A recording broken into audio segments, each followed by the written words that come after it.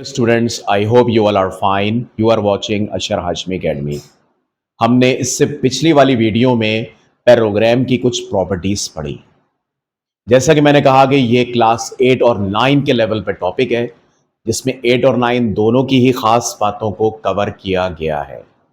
अब आप देखिएगा कि इसकी एक्सरसाइज में हम कैसे इन्वॉल्वमेंट करेंगे। ये मैंने आपके सामने एक पैराग्राम बनाया है, ठीक है। याद रखिएगा, इसमें दो बातें बड़ी इंपॉर्टेंट हैं।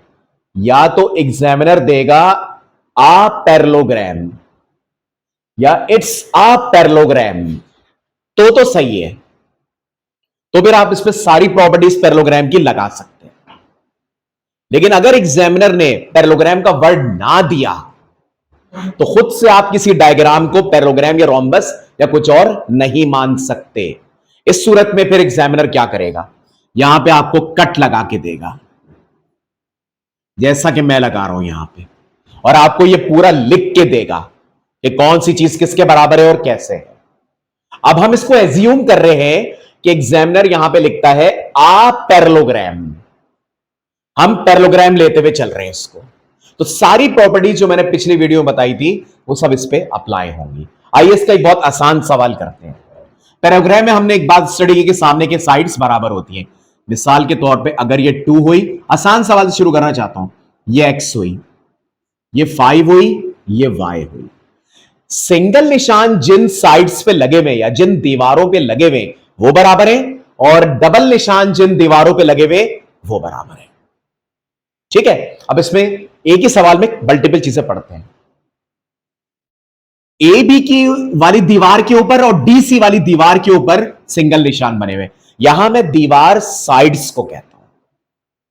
ये 4 दीवारी कमरा है, जिसे पहली दीवार का नाम है ए बी, दूसरी दीवार का नाम है बी सी, तीसरी दीवार का नाम है सी डी, और चौथी दीवार का नाम है डी ए।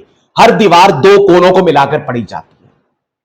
लेकिन सारी बातें जब टीचर पढ़ा रहे होते हैं, ये दीवारों की बातें नहीं करेंगे, वो आपसे साइड्स का बोलेंगे। तो साइड्स मतलब दीवारें। इस एतबार से अगर पूछे एक्स क्या है, तो एक्स के सामने कौन आ रहा है, 2, दोनों पे सिंगल कट लगाए तो x भी 2 हो जाएगी। अब यूनिट कोई भी हो सकता है, और y भी क्या हो जाएगी, 5, क्योंकि पैरेललोग्राम में सामने की साइड्स बराबर होती है। अब अगर एग्जामिनर फर्दर ये सवाल करता है कि बेटा पैरामीटर बताइए क्या चीज है, पैरामीटर कहते हैं सम ऑफ ऑल द साइड्स, या सारी दीवारों की लंबाई का सम। तो ए बी 2, ये देखें, A B is 2, B C is 5, दोबारा सी डी जो x है वही 2 है, और जो 5 है वही y है, तो ये 5। p इज इक्वल टू 7, और ये आ गया 14, और यूनिट यहां कुछ भी हो सकता है, अक्सर सेंटीमीटर होता है, तो इसके पैरामीटर आ गया 14 सेंटीमीटर या 14। अब मैं आपको बताता हूं, मिसाल के तौर पे सेंटीमीटर है। आपको पता है पैरामीटर का क्या मतलब है? पैरामीटर का मतलब यहां ये होता है कि अगर मुझे कोई तार दिया गया 14 सेंटीमीटर का तार, वायर, तो मैं उसको बेंड करके एक ऐसी शेप बनाऊंगा जिसमें तार का यह हिस्सा इसके बराबर होगा और तार का यह हिस्सा इसके बराबर होगा। वही नहीं करते यूट्यूब में जो बच्चों का दिखाते, ऐसे बेंड करके एक शेप बनाइए, तो बच्चे तार को बेंड करके ऐसा एक शेप बनाएंगे, तो तार का यह हिस्सा इसके बराबर होगा और यह हिस्सा इसके बराबर होगा। पैरामीटर का यह मतलब होता है, ठीक है।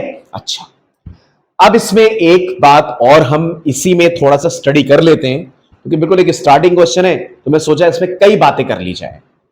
अब अगर मिसाल के तौर पर वो कहता है कि जनाब एरिया ऑफ अ पैरेललोग्राम बताइए, area of a parallelogram, area of a parallelogram. Area कहते हैं कि कोई चीज कितनी जगह घेरती है। अब ये पैरेललोग्राम इस बोर्ड पर जितनी जगह घेर रहा है, ये उस पैरेललोग्राम का एरिया होगा। एरिया का पता लगाने के लिए ग्राफ पेपर बहुत जबरदस्त चीज है, जो एरिया की परफेक्टनेस बताती है। उसमें से मेजरमेंट दरकार होती है और कुछ भी नहीं है। बॉक्सेस को गिनते वही जितने टोटल बॉक्स बने वही आपका एरिया होगा। तो कभी आप ऐसे बना के देखिएगा, ऐसी पैरेललोग्राम बनाइएगा नाप कर, और फिर आप देखिएगा कि इस तरह करके जब आप सारे बॉक्सेस काउंट करेंगे ना, तो वही उसका एरिया होगा, जो कि फॉर्मूले से कैसे कैलकुलेट होता है, area is equal to base into height. अच्छा, बेस और हाइट को पहचानने का तरीका, अगर मैं यहां पे सवाल करूं कि इसमें हाइट कौन सी है, लोग अक्सर अजीब गरीब से जवाब देते हैं मुझे, सर हाइट सी बी है, सर हाइट डी है। क्या आपके ख्याल में हाइट ऐसे हो सकती है? क्या हाइट ऐसे हो सकती है? हाइट हमेशा सीधा होती है, 90 डिग्री पर बना रही होती है। जस्ट लाइक कोई अगर डॉक्टर के पास गया और डॉक्टर ने बोला बेटा आपकी हाइट मेजर करनी है मुझे, वो टेढ़ा मेढ़ा खड़ा होगा, डॉक्टर बोलेगा दीवार से लग के सीधे खड़े हो जाओ या मशीन पे सीधे खड़े हो जाओ, वहां से वो उसकी हाइट मेजर करेगा। तो वो क्या कहेगा पेशेंट को, बेटा सीधे खड़े हो जाओ, वही उसकी हाइट होगी। अब इधर हाइट है ही नहीं, इधर आप हाइट बनाएंगे। ये देखिए हाइट ऐसे बनती है, हाइट बिल्कुल तीर की तरह सीधे, मैं एक स्ट्रेट लाइन ड्रॉ करूंगा और हाइट पर याद रखिएगा हमेशा 90 डिग्री बनेगा। मैं यहां पे ई ले लेता हूं। हाइट मुख्तलिफ अंदाज से बन सकती है, यूं भी बन सकती है, बाहर से भी बन सकती है, ऐसे भी बन सकती है, बहुत सारे रास्ते हैं हाइट को बनाने के। ये मैंने सबसे ज्यादा आसान रास्ता चुना है। अब मिसाल के तौर पे उसने कहा कि इसकी हाइट है 6 सेंटीमीटर और ये हाइट ड्रॉप किस पे हो रही है, ए बी के ऊपर, तो ये ए बी पूरा बेस हो जाएगा। ये उसने कहा मिसाल के तौर पे 8 सेंटीमीटर। क्या कहा उसने, 8 सेंटीमीटर। मैं ये जरा एग्जाम्पल को अलग उसमें कह रहा हूं, ठीक है ना, मैं ये 2 को नहीं ले रहा, चल इसको हटा देते हैं। मैं सवाल को थोड़ा बदल देना चाहता हूं ताकि आप लोग कंफ्यूज ना हो जाए। मैं हटा देता हूं इसको। अब ये पूरी लंबाई 8 है और इसकी हाइट h है। ये देखिएगा a इज इक्वल टू, बाज लोग समझ रहे होंगे अभी सर ने 2 लिखा, अब 8 कहां से आ गया, मैंने 2 हटा दिया क्योंकि अब मैं एरिया के ऊपर आ चुका हूं। मैंने एक नई लेंथ ली है, जिस पर 90 डिग्री बन रहा होता है वही बेस होती है, ठीक है। अब बेस कितनी है आपका 8, बेस कहते हैं जमीन को, और हाइट है 6, तो इसका जो एरिया आएगा 48 सेंटीमीटर स्क्वायर। मैं आपको बताता हूं इसका क्या मतलब है। जब आप ग्राफ कॉपी के ऊपर 8 और 6 का पैरेललोग्राम ऐसी मेजरमेंट से बनाएंगे, ठीक है ना, और उसमें सारे बॉक्सेस गिनेंगे तो 48 बॉक्सेस आ रहे होंगे। उसमें कुछ पूरे बॉक्सेस होंगे, कुछ आधे बॉक्सेस होंगे, कुछ क्वार्टर बॉक्सेस होंगे, क्योंकि डायग्राम सीधी नहीं है। ओके, तो ये इसका एरिया आ गया। तो एरिया ऑफ पैराग्राम के बारे में मैंने आपको थोड़ा सा बता दिया।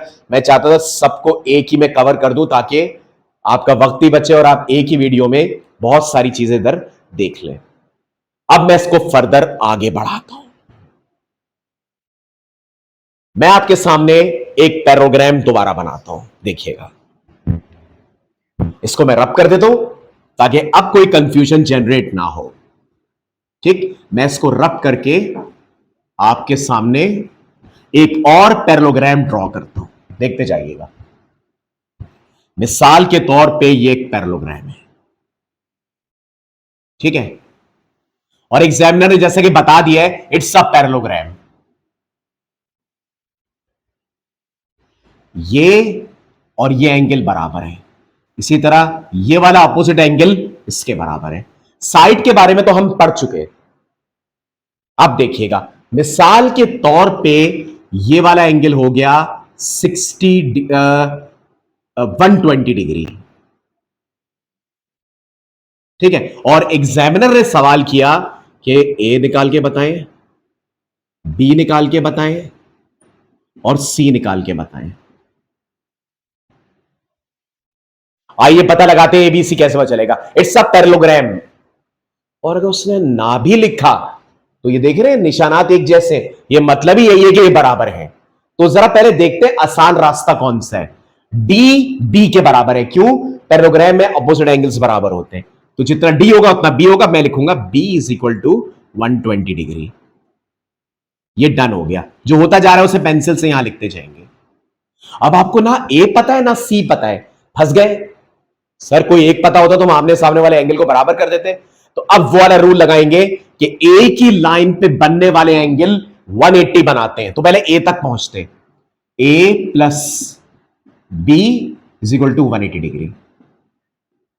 आप ए प्लस डी भी कह सकते हैं, ये भी तो एक ही सीध में आ रहे हैं, एक ही लाइन पर आ रहे हैं ए और डी, इनको भी आप 180 कर सकते हैं। अब ए कितना है आपका, ये आपको सॉरी पता लगाना है। एंगल बी 120 और ये हो गया 180 डिग्री। तो angle A is equal to 60 degree. तो यहां पे आ गया 60 डिग्री। अब आपके लिए सी का रास्ता दो तरीकों से चुना जा सकता है। जब ए पता चल गया तो सी भी वही होगा। नहीं सर, मैं ये तरीका इस्तेमाल ही करना नहीं चाहता कि अपोजिट एंगल्स आर इक्वल, मैं वही लाइन वाला यूज करना चाहता हूं। एक ही लाइन पे 180 आता है, तब भी सी 60 आएगा। करके देख ले, C plus B is equal to 180, C 60 आ गया। तो क्यों ना शॉर्टकट यूज करें कि सामने के एंगल्स यानी अपोजिट एंगल्स बराबर होते। आप लिखेंगे angle C is equal to 60 degree, because थोड़ा सा रीजन बताना पड़ता है, angle A is equal to angle C. तो ये मैंने आपको दो एंगल के सवालात करा दिए, और इसके बाद हम लोग जो है वो तीसरे सवाल की तरफ जाएंगे जहां पे मुख्तलिफ किस्म के अननोन हमें मिलेंगे। ठीक है, तो आइए इसको हम आगे फर्दर कंटिन्यू करेंगे। Let's move too much advance question. अच्छा देखिए, मैंने आपके सामने एक सवाल लिखा है, थोड़ा सा एडवांसमेंट की तरफ बढ़ते हैं।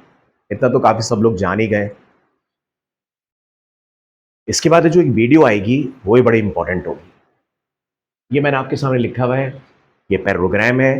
हमें करना क्या है, हमें पता लगाना है कि A B B C C D की लेंथ कितनी है, और इत्तेफाक से ए डी 17 दी हुई है। आसान तरीका यह है कि जो लेंथ आपको मालूम है आप उसको लिख लें। जो भी लेंथ आपको मालूम है वो आप पहले अगर अलग से डेटा बना लेना तो आपके लिए बड़ी आसानी हो जाएगी। C D is equal to 2x plus 1, और डी ए मुझे पता है 17। चले इसके आगे सीएम लगा लेते हैं। अब अगर आप ए बी बी सी और सी डी की लेंथ को देखें तो ये एक्स वाई की शक्ल में है, और कोई भी लेंथ किसी अल्फाबेट की शक्ल में नहीं हो सकती, उसकी पूरी मेजरमेंट चाहिए। एक बात तो समझ में आ गई कि सामने की साइड्स बराबर होंगी, तो हम पहले लिखेंगे A B is equal to D C, क्योंकि ये दीवार और ये वाली दीवार बराबर है, क्योंकि ये पैरेललोग्राम है। तो ए बी की जगह लिखेंगे x प्लस 11, और इसकी जगह लिखेंगे 2x प्लस 1। ठीक है, x को x की तरफ भेज देते, विदाउट x को विदाउट x की तरफ भेज देते। तो बड़ा आसान रास्ता यह है कि 2x को इधर भेज दे, ये बन जाएगा x माइनस 2x, और इसको वहां भेज दे, ये हो जाएगा 1 माइनस 11। ये बना minus X is equal to minus 10, X X cancel, x equal to 10। आए y निकालते हैं। B C is equal to D A, B C is equal to D A. What is B C? y minus 1। What is D A? 17। y की value 18 आ गई। ये तो आपने अभी एक्स वाई निकाले, अब आपको इनकी साइड्स भी निकालनी पड़ेगी। बड़ा आसान रास्ता, इधर ही पुट कर दें, या ऐसा करें, हम इसको यूं कर लेते हैं, हम याद रखते हैं x 10 है और y 18 है। मैं क्या करता हूं, मैं इन सबको हटा देता हूं, क्योंकि मुझे वैल्यू लिखनी थी, तो मैंने वैल्यू का पता लगा लिया। ठीक है, अब देखिएगा, अब मैं यहां से आपको ए बी निकाल के बताता हूं। A B equal to X plus 11, X की वैल्यू पुट कर दें, कितनी है? 10। 10 प्लस 11 21। y माइनस 1, y की वैल्यू रख दें, 18 माइनस 1 17। इन दो दीवारों की वैल्यू आ गई 21 और 17। सी डी 2, एक्स कितना है? 10 प्लस 1, 2 10 20 प्लस 1 21, और आपको डी ए तो पता ही है 17। तो यह बात साबित हो गई कि सामने की साइड्स बराबर है, ए बी सी डी के बराबर है और बी सी डी ए के बराबर है। देखिए 21 21 17 17। ठीक है, इससे हमने साइड्स मालूम कर ली। एक काम इस सवाल में और कर लेते, सिंपल सेम। अगर यह है 2z माइनस 1 और यह है मिसाल के तौर पे 19, कैसे निकालें? ये दोनों एंगल बराबर है, कैसे लिखेंगे? Angle A is equal to angle C. ठीक है, 2z minus 1 is equal to 19, ये वहां जाके 20 हो गया, 2 नीचे आके डिवाइड होके 10 हो गया, तो z की वैल्यू 10 आ गई। अभी तो z की वैल्यू आई है, what is angle A. Sir ये तो बड़ा आसान है, जब ये 19 है तो ये भी 19 होगा, कैलकुलेट करने की क्या जरूरत है। लेकिन अगर उसने कहा कैलकुलेट करो, कैलकुलेट तो करना पड़ेगा। यहां आप रख दीजिए 10, 2 10 20, 20 माइनस 1 19, वरना ये पता ही चल रहा है कि ए और सी बराबर है। ठीक है, तो ये एक सवाल था, इसमें मैं बी को भी इन्वॉल्व कर लेता हूं। मिसाल के तौर पे ये आ गया 2k माइनस 1, ठीक है, और ये मिसाल के तौर पे आ गया, हम कर लेते 25। क्या होगा 2k माइनस 1 इक्वल टू 25, क्योंकि डी और डी बराबर है। 2k माइनस 1 इक्वल 25, मैं थोड़ा डायरेक्ट लिख दिया, 2k इज इक्वल टू 26 और k की वैल्यू 13। जब k की वैल्यू 13 आ गई, जब 13 यहां पुट करेंगे, 13 दूनी 26, यानी 13 टू 26 माइनस 1, ये भी 25 आ गई। इस तरह के कंडीशन जो है ना वो एग्जामिनर आपसे पूछ सकता है। इसको मैंने एडवांस क्वेश्चन इसलिए कहा क्योंकि 8 वाले इससे बहुत परेशान हो जाते हैं, 9th वालों के लिए मसला नहीं है ऐसा। ठीक है, तो ये मैंने पूरा एक वीडियो बना दी। इसके बाद जो वीडियो होगी उसमें काफी मिसलिनियस और डिफिकल्ट लेवल क्वेश्चंस आएंगे, वो आप देखिएगा। ये था पैरेललोग्राम का लेक्चर नंबर 2, अब 3 आएगा। वीडियो अच्छी लगे तो लाइक एंड सब्सक्राइब जरूर कीजिएगा। अल्लाह हाफ़िज़।